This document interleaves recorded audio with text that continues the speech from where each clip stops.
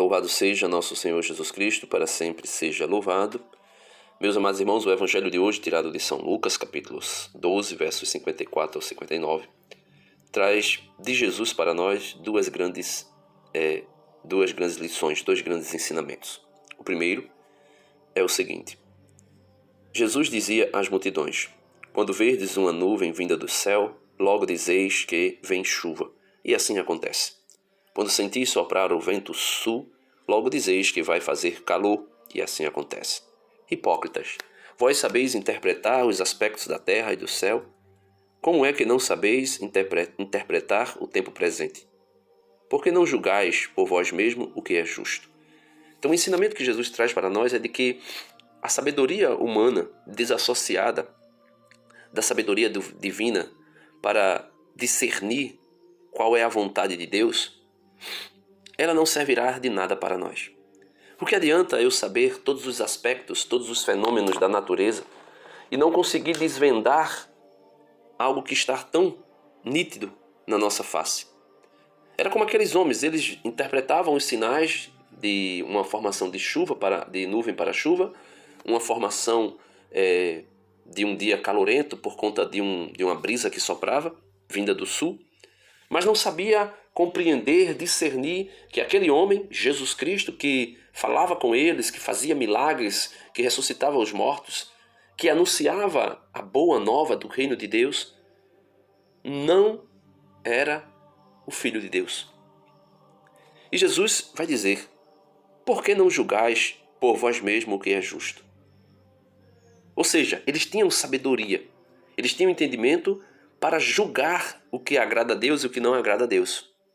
Mas não conseguiam fazer isso, porque estavam como cegos. Porque viviam apenas de uma natureza humana, viviam apenas de uma aparência humana. E a segunda parte do Evangelho é exatamente Jesus falando de Deus que vem tratar com o homem, e o homem, como inimigo de Deus, anda com Deus, mas não faz as pazes com Deus. Veja o que diz a segunda parte do Evangelho. Quando, pois, tu vais com o teu adversário apresentar-te diante do magistrado, procura resolver o caso com ele enquanto estás a caminho. Senão ele te levará ao juiz, o juiz te entregará ao guarda e o guarda te jogará na cadeia. Eu te digo, daí tu não sairás enquanto não pagares o último centavo.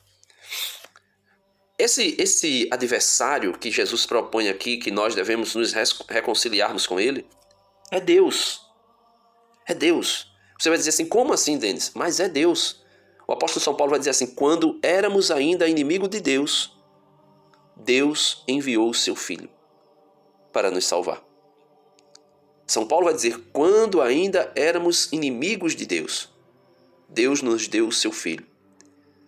Aqui nos faz lembrar aquela passagem dos discípulos de Emaús.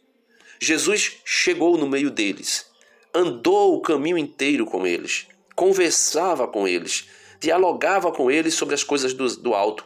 Mas mesmo assim, eles não conseguiam discernir que era Jesus.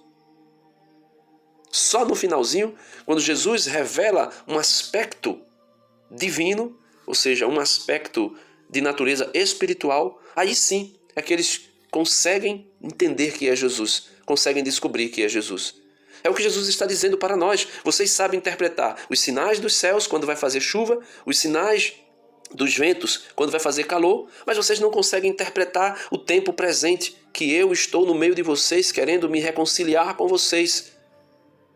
E Jesus vai dizer: ai de nós, ai de cada um de nós que não reconhecermos o tempo presente, o tempo da misericórdia, em que o Senhor propõe para nós uma reconciliação com Ele, porque chegará o dia em que Ele nos levará ao juiz e entregará cada um de nós ao guarda, ou seja, aos seus anjos, e o guarda nos jogará na cadeia.